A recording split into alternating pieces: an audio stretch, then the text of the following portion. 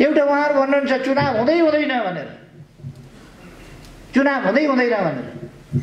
वैशाखको चुनावमा केपी ओली पत्तासा बन्नुभयो, फेरि चुनाव हुँदै हुँदैन भने भन्नुहुन्छ, वैशाखको चुनावमा केपी ओलीको पत्तासा पनि भन्नुहुन्छ। म उहाँहरूलाई भन्न चाहन्छु तपाईहरूले पनि केही सिट चाहिँ ल्याउनुहोस् भन्ने मेरो शुभकामना छ। केही सिट ल्याउनुहोस्, तर त्यसका लागि अहिलेदेखि तयारी गर्नुहोस्। यो सडकमा गएर बेकार अलकत्रामा बसेर कपडा बिगारेर काम छ? घाम लागेको बेला अलकत्रामा बस्नुभएको छ, कपडा बिगार्नको काम। अचम्म के भने लोकतन्त्र आइसक्यो। उहाँहरूले भने होइन अस्ति नै, अब सडकमा गइरहनु पर्दैन, अब लोकतन्त्र आइसक्यो, सदनबाटै सबै काम गर्न सकिन्छ। लोकतन्त्रको एउटा राम्रो सबभन्दा आधारभूत कुरो के हो लोकतन्त्रको? समय समयमा आवधिक निर्वाचन, समय समयमा जनताका बीचमा जाने, जनताबाट ताजा जनादेश लिने, जनताबाट अनुमोदित हुने, त्यो लोकतन्त्र। उहाँहरू परपर भित्तो हान्नुहुन्छ सिङौरी खेलेर, वहीँ कसरी हुन्छ, नजिकै आएर भिड्न डराउनुहुन्छ। परपर सिङौरी खेल्न सजिलो छ, उहाँहरू सिङौरी खेलेर हिँड्नुहुन्छ। कहिले माइती घर मण्डला, कहिले प्रदर्शनी मार्ग, सिङौरी खेलेर हिँड्नुहुन्छ। एक्लै सिङौरी खेल्दाखेरि कुनै खतरा हुँदैन, राम्रो छ। चुनावमा भिडेका बेला उहाँहरूलाई थाहा हुनेछ, जनताले मतदान गरेका बेला थाहा हुनेछ। मेरो सुझाव छ केही सिट तपाईँहरू पनि जित्नुहोस्। जित्नु छ भने अहिलेदेखि चुनावको तयारीमा लाग्नुहोस्। उहाँहरू हल्ला गरिरहनु भएको छ कराएर संसद पुनर्स्थापना हुन्छ।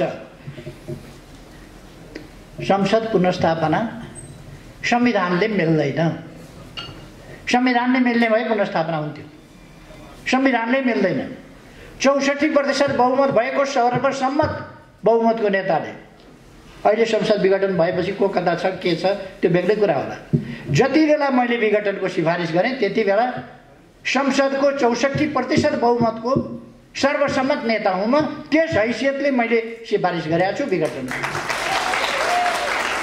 अब बाँकी 36%मा विकल्प बन्छ। विकल्प भनेको बहुमत चाहिन्छ। विकल्प भनेको 51% चाहिन्छ। त्यहाँ 51% बिना सरकार बन्दैन। सरकार बन्ने विकल्प छैन भने संसद पुनर्स्थापना के का लागि हुन्छ? अस्थिरताका लागि, तमासाका लागि हुन्छ? संसद पुनर्स्थापनाको सम्भावना छैन। कतिले भन्छन् फेरि संविधानले होइन, हाम्रा कतिपय वकिल साहबहरू पनि संविधानले होइन राजनीतिक आग्रहवश भन्छन्। संविधानमा विघटनको कुरै देखाएको छैन भनेर। धारा 76 को उपधारा 7 मा प्रधानमन्त्रीको सिफारिसमा राष्ट्रपतिले प्रतिनिधि सभा विघटन गर्नेछ र नयाँ निर्वाचनका लागि मिति तोक्नेछ।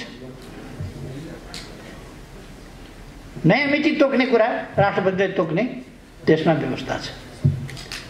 5 वर्ष अगाडि संसद विघटन हुनै सक्दैन भन्नुहुन्छ उहाँहरू। धारा 85 ले भन्छ अगावै विघटन भएमा बाहेक संसदको अवधि 5 वर्षको रहनेछ। अनि राजनीतिक आग्रह देखाएर हुन्छ? संविधानमा के व्यवस्था छ हेर्नु पर्यो। दुनियाँको अभ्यास के छ हेर्नु पर्यो।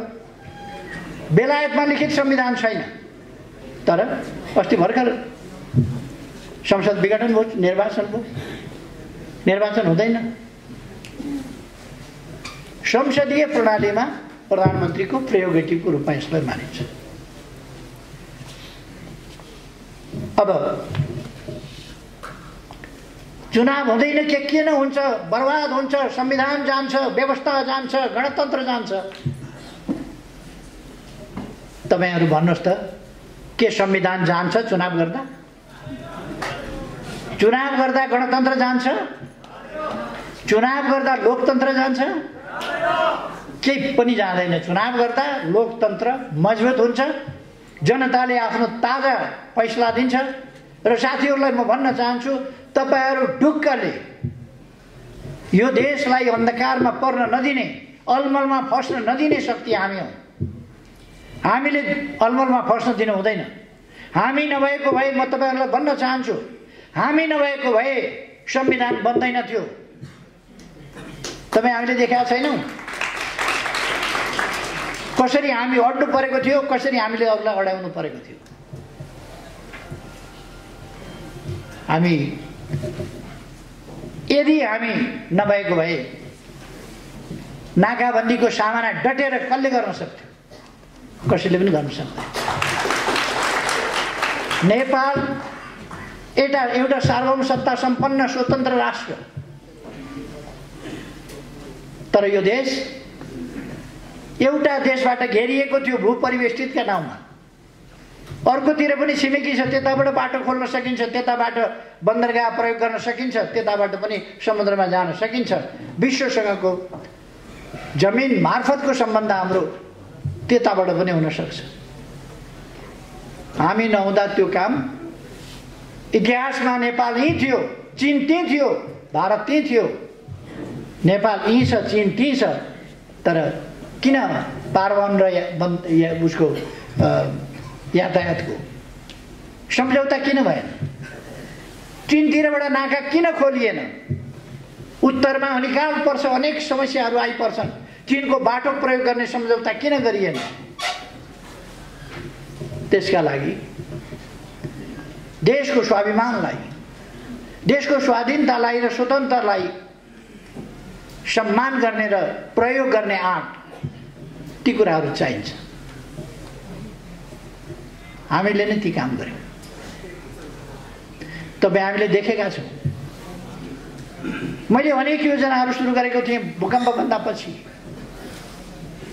म सरकारबाट हटाइएँ। त्यसपछि म फेरि चुनावपछि सरकारमा फर्केर आउँदा ती कुराहरू जहाँका तहीँ जस्ताका तस्तै। रानी पोखरी शिलान्यास गरेको पहिलोपल्ट, फर्केर अर्कोपल्ट सरकारमा आउँदा त शिलान्यास गरेको ढुङ्गो बिस्तारै सुकिराख्यो, केही भएको छैन। मै बनाउँछु मेरो धरहरा भन्ने एउटा राष्ट्रिय अभियान लान खोजेको थिएँ मैले। 35-36 करोड कति रुपियाँ उठ्याएको थियो। त्यो अभियानको रूपमा जान पाएन। धरहराको खण्डहरू जस्ताको तस्तै। अब केही महिनापछि साथीहरू 22 तला माथि चढेर धरहराबाट काठमाडौँ सहर घुमिघुमिकन हेर्नुहोस्, आनन्दले हेर्नुहोस्, घुमिघुमिकन काठमाडौँ। हाम्रो इतिहासदेखिको धरहरा, उहिलेदेखिको धरहरा पटक पटक भत्कियो। अब नभत्किने गरी बनेको छ धरहरा, अब भत्किँदैन। लोकतन्त्र पहिले खोसियो, मान्छेहरूलाई अलिअलि झस्को छ। 17 सालमा लोकतन्त्र खोसियो, पछि 59 साल, 58 साल र 61 सालमा लोकतन्त्र खोसियो। त्यस्ता झस्काहरू मान्छेलाई छन्, तर त्यति बेला कुखुरा खाने स्याल थियो। कुखुरा खाने स्याल भएका बेला कुखुरा हरायो भनेर स्याल नभएपछि अब कुखुरा हराउँदैन। त्यस बेला राज संस्था थियो, अब राज संस्था छैन। त्यसकारण यहाँ कसैले खोज्न सक्दैन। अर्को कुरा, त्यस बेला जनता पर्याप्त सचेत थिएन, जनता त्यति सङ्गठित थिएन, जनता त्यति एकजुट भएर आन्दोलनमा उत्रिन सक्ने अवस्था थिएन। त्यसै कारण लोकतन्त्र खोसिन्थ्यो। अब जनता सचेत छ, सङ्गठित छ,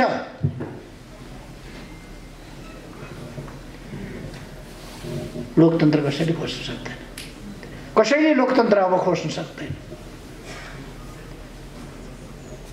म साथीहरूलाई आफूमा विश्वास गर्न आग्रह गर्न चाहन्छु। तपाईँ हामी छँदाछँदै गणतन्त्र मार्च्न सक्ने, लोकतन्त्र खोज्न सक्ने, त्यसलाई अल्मल्याउन वर्ग ल्याउन सक्ने तागत कोही हुन सक्छ?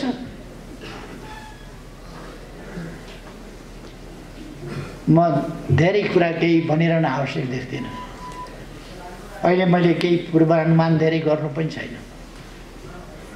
तर अब चुनाव हुन्छ। केही मान्छेहरू किन उताउलिएका हो मलाई थाहा छैन। अहिले चुनाव घोषणा भएपछि मैले प्रचण्डलाई भने, चुनाव घोषणा भएको छ, मिलेर चुनावमा जाउँ। हाम्रा बिचका अन्तर्विरोध थिए भने पनि ती अब चुनावले टुङ्ग्याउँछ। मिलेर चुनाव जाउँ, सामना गरौँ।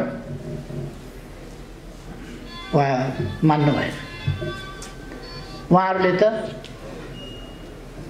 केपी ओलीलाई पार्टीबाट निकाल्यौँ भन्ने घोषणा गर्नु। उहाँले दिएको सदस्यता हो र मलाई।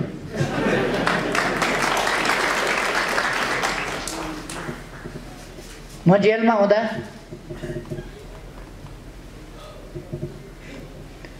जेलमा हुँदा एउटा आन्दोलन चलिराखेको बेला आन्दोलनमा सरिक भएर हो कि तमासा हेर्दा हो, एउटा कलिलो केटो पनि समातेर ल्याएछ जेलमा। मैले भेटाएको थिएँ।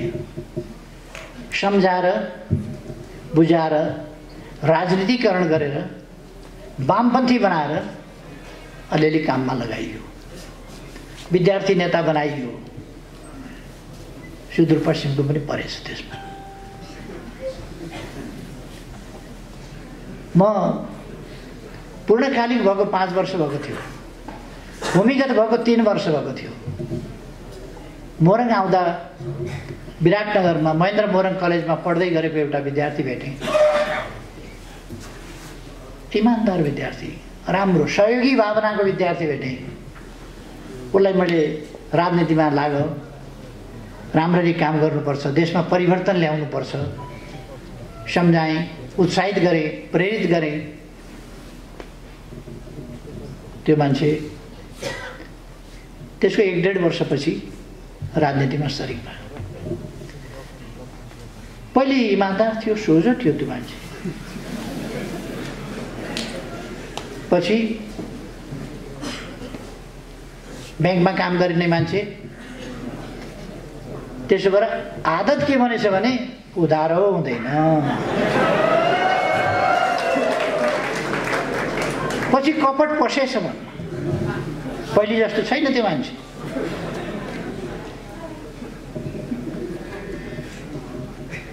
मैले धेरै केही नभनौँ, प्रचण्डसँग एकता गरियो। हिन्दीमा एउटा उखान भन्छ, मौत आती है तो चिट्ठी के पैरू गाते। कमिलालाई काल आयो भने पखेटा पलाउँछ अरे। काल नआउँदाखेरि पालभित्र बसिराखेका हुन्छन् कमिलाहरू ताती नै। काल आएपछि पखेटा पलाउँछ, पखेटा पलाएपछि पालभित्र बस्नु भएन, बाहिर निस्किएर फुरफुर उड्न थाल्छ। चराहरू घुमिराखेका हुन्छन्, त्यही खोजेर जति फुत्तर निस्केर फुरेर उड्छ, ट्याप्प पारो ट्याप्प पारो ट्याप्प पारो। अहिले यिनीहरू फुर फुर फुर फुर भएका छन्, गाली गरेर हिँडेका छन्, मुख छाडेर हिँडेका छन्, दुलाबाट फुतफुत निस्किँदै फाटेफाटे गर्दै हिँडेका छन्। यो सबै हिसाब, यिनको विगतको हिसाब जनताले राखेका छ। यिनका जीवनभरिका कामको हिसाब जनताले राखेको छ। यिनका फिटफिटी जनताले ट्याप्प ट्याप्प ट्याप्प ट्याप्प। त्यहाँको बहादुर भवनबाट मङ्सिर 24 गते आएको प्रतिनिधि सभा चुनावको निष्कर्ष, त्यो निष्कर्ष राष्ट्रपति भवन पुग्न फागुन 2 गतेसम्म लाग्यो। पैदल हिँडेर जाँदा 10 मिनटको बाटो,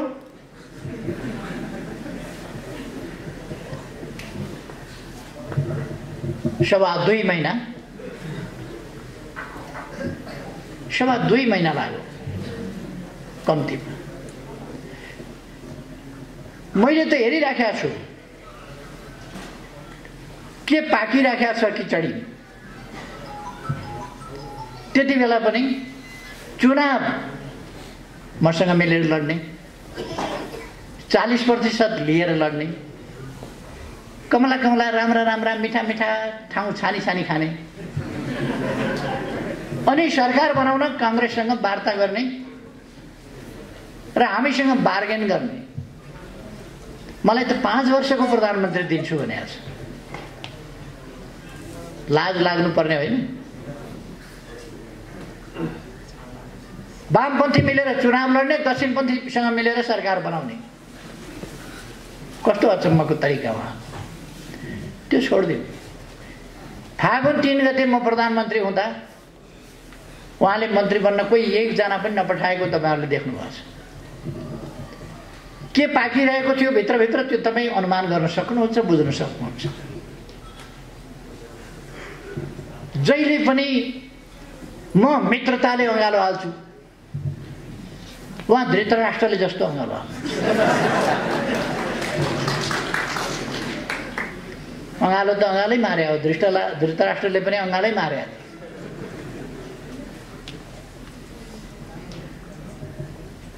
हाम्रो त्यही चलिरह्यो।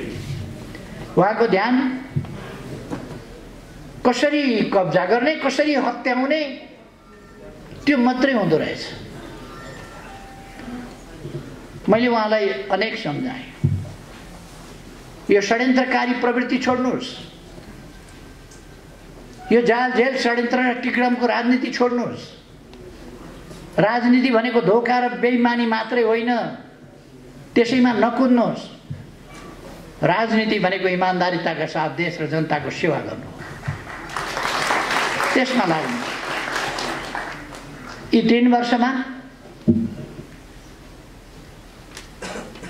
मेरा डोब साबुनका धेरै डल्लाहरू खर्च भए, धेरै स्याम्पू खर्च भयो, ड्रमका ड्रम पानी, ट्याङ्कीका ट्याङ्की पानी खत्म भयो। उहाँलाई धुँदा धुँदा सम्झाउँदा साबन लायो पखालो जस्ता तस्तै, साबन लायो पखालो जस्ता तस्तै। अन्तिममा तपाईँहरूले देखिहाल्नुभयो, अन्तिममा देख्नुभयो के हुँदो रहेछ। उहाँहरू बहुमत छ भन्दै हुनुहुन्छ। के को बहुमत छ उहाँहरूसँग? के को? मैले एकताका लागि पार्टीभित्र माधव गुट छँदै थियो, मलाई थाहा थिएन र थाहा थियो नि माधव गुट छ। फेरि प्रचण्ड गुट, उसलाई उत्तिकै सिट दिँदाखेरि 2टा मिल्दा बहुमत पुग्छ उता भन्ने मलाई थाहा थिएन र। अनि यति 55-56 वर्ष राजनीति गरेको, 50 वर्ष अगाडिदेखि एउटा नयाँ आन्दोलन, एउटा नयाँ अभियान थालेर आएको मान्छेलाई यतिका टिकडम। उनीहरूले औँलामा थुक लाएर यस्तो गरेर सारले उठेर पर्छ। मैले त नबुझे जस्तो गरेर चुप लाएर बस्नु पर्यो। मेरो थुक यता औँलामा सरो, देख्यौ कस्तो जादु, यता औँलामा सरो, देख्यौ कस्तो जादु। यस्तो जादु उहाँहरूले धेरै देखाउनु भयो। ए अँ हो भन्दै बस्यो, तर मैले देखेको छु औँला सट्ट सार्यो। उहाँहरूलाई मैले दिएको त्यो सङ्ख्या एकताका लागि दिएको थियो, एकीकरणका लागि दिएको थियो, यो देश बनाउनका लागि दिएको थियो, संविधान कार्यान्वयन गर्नका लागि दिएको थियो, स्थायित्वका लागि दिएको थियो, स्थिरताका लागि दिएको थियो, देश अगाडि बढाउनका लागि दिएको थियो। तर उहाँहरूले त्यो बहुमत आफ्ना स्वार्थका लागि प्रयोग गर्नुभयो। अपमान भयो, मान पाइन मैले, त्यसैका लागि प्रयोग।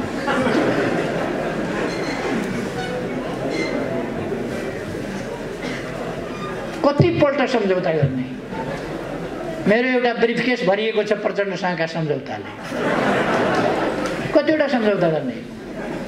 आज सम्झौता गरौँ, भोलिपल्ट काँचै, फेरि अर्को सम्झौता गरौँ, फेरि अर्का दिन काँचै। तपाईँहरूले सुन्नुभयो होला, एक दिन आउनुभयो, आधा आधा गर्ने भनेका थियौँ, तपाईँ नै चलाउनुहोस् प्रधानमन्त्री, जनताले स्थायित्व चाहेका छन्, तपाईँ नै प्रधानमन्त्री हुनुपर्छ भन्ने चाहेका छन्, त्यो मैले बुझेँ। अहिले म प्रधानमन्त्री हुन खोज्दा राम्रो मानेनन् जनताले, मलाई कार्यकारी अध्यक्ष दिएर काम गर्न दिनुहोस् पार्टीमा, तपाईँ नै अध्यक्ष प्रधानमन्त्री भएर चलाउनुहोस्, प्रथम अध्यक्ष त तपाईँ हुँदै हुनुहुन्छ। उहाँले आफैले भन्नुभयो, मैले भने सचिवालयमा बैठकमा राख्नुहोस् प्रस्ताव। उहाँले आफै सचिवालयको बैठकमा प्रस्ताव राख्नुभयो, मैले हुन्छ भन्ने। भोलिपल्ट मैले गल्ती गरेछु कि क्या हो कामरेड भन्नु, गल्ती गर्नुभयो भने फेरि अर्को दिन सही निर्णय चाहिँ प्रस्ताव राख्नुहोस्, सच्याउनुहोस्, के निर्णय चाहिएको छ त्यो सच्याउनुहोस्। महाधिवेशन अलिक अगाडि नै गर्नु पर्यो, जहिले सकिन्छ तैले गरौँ नि त, जहिले सकिन्छ तैले गरौँ भनेपछि गत वर्ष माघ 14 देखि 19 सम्म भएको केन्द्रीय कमिटीको बैठकले आगामी महाधिवेशन 77 साल चैत 25 गतेदेखि 30 गतेसम्म हुने भन्ने फैसला गर्यो। उहाँकै अध्यक्षतामा म बैठकमा पनि बसेको थिइनँ, उद्घाटनमा आएँ, समापनमा आएँ, बाँकी उहाँलाई छोडिदिएँ। उहाँले नै सबै पास गराएको। फेरि पास भइसकेपछि विधान संशोधन गरियो, नछापो कि क्या हो यो विधान, पारित गरिसकियो, केन्द्रीय कमिटीबाट पारित गरिसकियो। उहाँहरू अर्कै गुटबन्दीमा लाग्नु पदका लागि, जता जानुपर्ने त्यता उहाँहरू कहिल्यै हिँड्नु भएन। 3 महिनाभित्र टुङ्ग्याउने एकीकरण भनेको 2.5 वर्षमा टुङ्गिएन, त्यता विचारै गर्नुहुन्न। सरकार असफल भयो, सरकार असफल भयो कराएको कराई गर्नुहुन्छ। संवैधानिक आयोगहरूमा मान्छे नियुक्ति गर्न बैठकै बस्न मान्नुहुन्न, बैठकै बस्न मान्नुहुन्न। अन्तिममा मैले आजै भएर अध्यादेश निकालेँ, अब मान्छु, अब खुरुखुरु सहमति साथ गर्ने भन्नु, फिर्ता लिइदिनुहोस्, मान्ने अब सहमति साथ, फिर्ता लिएका भोलिपल्टबाट फेरि छैन। यसपल्ट फेरि मैले अध्यादेश जारी गर्नै पर्ने भयो। गरेपछि उहाँले कपटपूर्ण ढङ्गले भन्नुभयो, यो अध्यादेश फिर्ता लिइदिनुहोस्। उहाँहरू ममाथि अविश्वासको प्रस्ताव, राष्ट्रपतिमाथि महाभियोगको प्रस्ताव, अरू विभिन्न संस्थाहरूमाथि महाभियोगको प्रस्ताव, यो त लोकतान्त्रिक मूल्य मान्यता संस्थाहरूको मर्यादा केही नराख्ने, सबैलाई यो गणतन्त्र लोकतन्त्र भन्ने नै हुने रहन्छ, कामै नलाग्ने व्यवस्था रहेछ भन्ने पार्ने। उहाँ अहिले पनि भन्नुहुन्छ, खसीको टाउको झुन्ड्याएर कुकुरको मासु बेच्ने ठाउँ, अहिले पनि भन्नुहुन्छ। खासमा त्यसो भन्नुहुन्छ, तर अरू कसैले सुन्लान् कि भनेर, कोही छ कि भनेर पनि हेर्नुहुन्छ वरिपरि। उहाँलाई फेरि बेच्नु, बजारमा अर्कै कुरा बेच्नु परेको छ। उहाँ अहिले महान शान्तिवादी देखा पर्नु भएको छ, महान परिवर्तनकारी देखिनु भएको छ, महान जनताको पक्षधर देखिन खोज्नु भएको छ। उहाँले युवाहरूलाई सेन्टिमेन्टमा ल्याएर आन्दोलनमा होमेर कतिका हात छैन, कतिका खुट्टा छैन, कति शरीरमा गोली बोकेर कसैको कम्मरको ढाडको हड्डी खुस्किएको छ, भाँचिएको छ, बिस्तारा परेका छन्। त्यस्तो जिन्दगी बिताउन कति कठिन हुन्छ उहाँलाई के थाहा। उहाँ त आफ्नो पोस्टका लागि मरिमेट्नु भएको छ,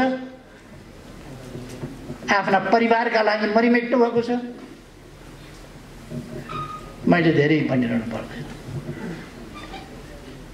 त्यही उहाँको आत्मकेन्द्रित स्वार्थी प्रवृत्तिका कारणले उहाँ अत्यन्त देशप्रति गैर जिम्मेवार हुनुहुन्छ, जनताप्रति। हिजो आफूलाई साथ दिने साथीहरू लड्ने बेलामा युवाहरू चाहिए। म तपाईहरुलाई सम्झाउन चाहन्छु, लोकेन्द्र बिष्ट एउटा योद्धा। कृषि गर्नुस् ठीक छ, आन्दोलनै छोडेर कृषि गर्नुपर्ने थिएन, तर त्यो योद्धाको मनै उहाँले भाँचिदिनु भएको छ। त्यसकारण कहिले कालो धान उमार्न जानुहुन्छ, कहिले ड्रागन फ्रुट उमार्न जानुहुन्छ। हिजो उहाँलाई कालीबहादुर खामहरू चाहिन्थ्यो, आज खोइ कालीबहादुर खाम कहाँ छन्? किन चाहिँदैन उहाँलाई कालीबहादुर खाम? हिजो उहाँलाई बचाउन, उहाँलाई जिताउन ज्यान दिने हजारौंका परिवारको के अवस्था छ? ती बेसहारा भएका बाआमाहरूको अवस्था के छ? उहाँलाई चिन्ता छ? टुराटुरी भएका केटाकेटीहरूको उहाँलाई चिन्ता छ? उहाँका परिवारका नाता गोता म धेरै केही भन्न चाहन्न। तपाईहरु आफैले देख्नु भएको छ, भोग्नु भएको छ, म धेरै केही भन्नु छ। माधव नेपालजीको सम्बन्धमा त मलाई खास टिप्पणी नै गर्नु पर्ने छैन, किनभने उहाँ प्रचण्डको एउटा मामुली कार्यकर्ता हो। उहाँ कार्यकर्ता हुन जानुभएको छ। मलाई पदको लोभ छैन, म अरू जस्तो पद लोभ होइन, तर मलाई उधार हुँदैन, नगदी हात उधार म पत्याउँदिन, हाताहाती चाहिन्छ। नगद के रहेछ भने त द्वितीय अध्यक्ष, द्वितीय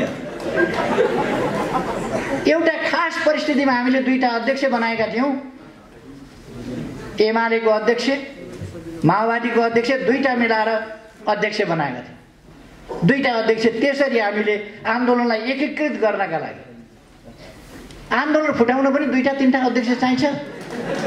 जुटाउन पो हामीले बनाएका थियौं, त फुटाउन पनि दुईटा तीनटा अध्यक्ष किन चाहियो?